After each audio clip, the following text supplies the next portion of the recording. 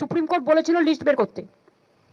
First supplementary list আমরা কেউ এখনো পাইনি, পাবলিক ডোমেনেও আসেনি। এর থেকে বেশি গণতন্ত্র হত্যা, আনফরচুনেট ফর ডেমোক্রেসি হতে পারেন না। কবে বেরোনোর কথা ছিল লিস্ট? সুপ্রিম কোর্ট কবে ভার্ডিক্ট দিয়েছিল?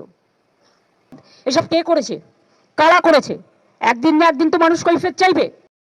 বুকের পাটা থাকলে আমি বলবো লিস্ট বের করুন আগে, মানুষকে জানতে দিন কার নাম আছে কার নাম নেই। যার নেই তাকে জেলায় জেলায় ট্রিব্যুনাল করে তাদের নাম তোলার ব্যবস্থা করে দিন।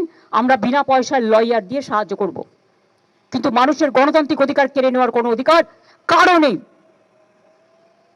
যা চলছে তা সুপার হিটলারকেও ছাড়িয়ে যাবে।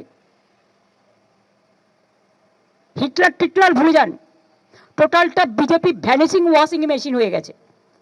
ডেমোক্রেসিটাকেই ভ্যানিশ করে দিচ্ছে, মানুষের অধিকারটাকেই ভ্যানিশ করে দিচ্ছে। এতে দেখে আমার ঘৃণা হয়, লজ্জা হয়। বাংলার প্রতিটা মানুষ এর জবাব দেবে।